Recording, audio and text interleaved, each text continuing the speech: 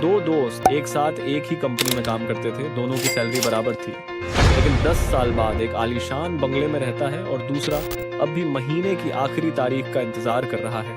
आखिर ऐसा क्यों हुआ? क्या सिर्फ ज्यादा कमाने से कोई अमीर बन जाता है या पैसे की समझ से?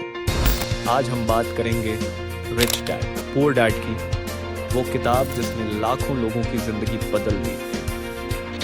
वीडियो के आखिर में मैं आपको 3 दमदार स्टेप्स बताने वाला हूँ जिससे आप भी अपनी फाइनेंशियल जर्नी शुरू कर सकते हैं। क्या सिर्फ ज्यादा कमाने से कोई रिच बन सकता है या फाइनेंशियल नॉलेज जरूरी है? बिल गेट्स और इलॉन मस्क अमीर क्यों बने? क्योंकि उन्होंने पैसे की समझ को सीखा और अप्लाई किया।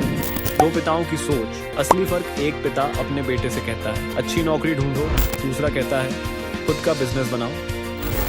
पुअर डैड कहता है पढ़ाई करो, जॉब लो, सेफ रहो। वहीं दूसरी ओर रिच डैड कहता है सीखो कि मनी कैसे काम करता है, फिर उसे अपने लिए वर्क पर लगाओ। क्या आप पैसे के लिए काम कर रहे हैं या पैसा आपके लिए काम कर रहा है? एक व्यक्ति ओवर टाइम कर रहा है जबकि दूसरा इन्वेस्टमेंट की बुक्स पढ़ रहा है। सोचिए आप किस दिशा में जा रहे हैं। अमेज़न के जेफ बेजोस ने नौकरी छोड़कर अपना बिजनेस शुरू किया और आज वो दुनिया के सबसे अमीर लोगों में से एक है। यह एक शानदार उदाहरण है कि कैसे सही दिशा में उठाए गए कदम आपको ऊंचाइयों तक ले जा सकते हैं। कैश फ्लो क्वाड्रेंट, पैसा कमाने के 4 तरीके। आज हम बात करेंगे कैश फ्लो क्वाड्रेंट की, जो बताता है पैसा कमाने के 4 तरीके। ये 4 तरीके हैं employee, self employed, business owner और इन्वेस्टर। चलिए अब इन 4 क्वाड्रेंट्स को समझते हैं। एम्प्लॉई का मतलब है जॉब करना और बॉस से सैलरी पाना। सेल्फ एम्प्लॉयड का मतलब है खुद के लिए वर्क करना।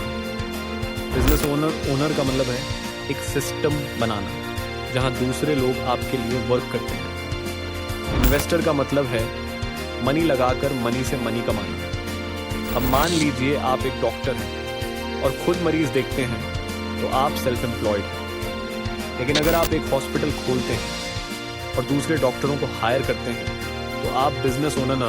मार्क जकरबर्ग ने फेसबुक बनाया और उसे एक बड़े बिजनेस में बदला जिससे वो अरबपति बन गए। एसेट्स और लायबिलिटीज के बीच का अंतर समझना बहुत जरूरी है। एसेट्स वो होते हैं जो आपके लिए पैसे कमाते हैं, जबकि लायबिलिटीज वो होते हैं जो आपकी जेब से पैसे निकालते हैं। एक व्यक्ति नया आईफोन खरीद रहा है जबकि दूसरा स्टॉक्स खरीद रहा है। एसेट्स वो होते हैं जो आपको मनी कमा कर देते हैं, जैसे रियल एस्टेट, स्टॉक। बिजनेस वहीं। लायबिलिटीज वो होते हैं जो आपकी पॉकेट से मनी निकालते हैं, जैसे ईएमआई वाली कार, क्रेडिट कार्ड का लोन। अमित ने ईएमआई पर एक महंगी कार खरीद ली जिससे हर महीने उसका पैसा खर्च हो रहा है। वहीं रोहित ने वही पैसा एक रेंट पर देने वाले घर में लगाया जिससे उसे हर महीने पैसा मिल रहा है। कौन अमीर बनेगा?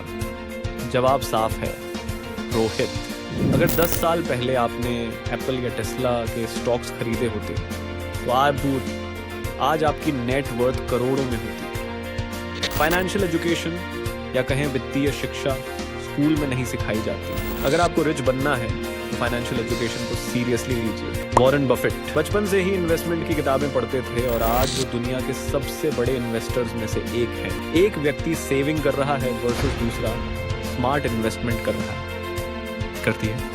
अगर आप हर महीने 5,000 रुपये सिर्फ बचाते हैं तो 20 साल में आपके पास 12 लाख रुपए होंगे। लेकिन अगर आप वही पैसा 15% रिटर्न वाले म्यूचुअल फंड्स में इन्वेस्ट करें तो वो 1 करोड़ बन सकता है। अगर आप अमीर बनना चाहते हैं तो आप 3 स्टेप्स को फॉलो करें।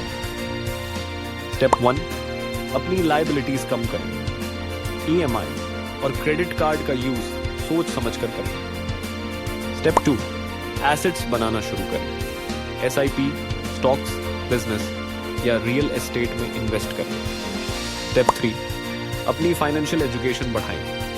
रोजाना मनी मैनेजमेंट से जुड़ी चीजें सीखें। अगर आप रोज 30 मिनट फाइनेंस और इन्वेस्टमेंट के बारे में सीखें तो 1 साल में आप 95% लोगों से ज्यादा फाइनेंशियली स्मार्ट बन सकते हैं। याद रखें, पैसा कमाने से ज्यादा जरूरी है पैसे को सही से यूज करना। धन्यवाद दोस्तों, उम्मीद है कि आपको इस वीडियो से कुछ नया सीखने को मिला होगा। हमसे जुड़े रहें और अपने फाइनेंशियल गोल्स को हासिल करने के लिए हमारे चैनल को फॉलो करें। अगर आपको यह वीडियो पसंद आया तो लाइक करें, सब्सक्राइब करें और कमेंट करें।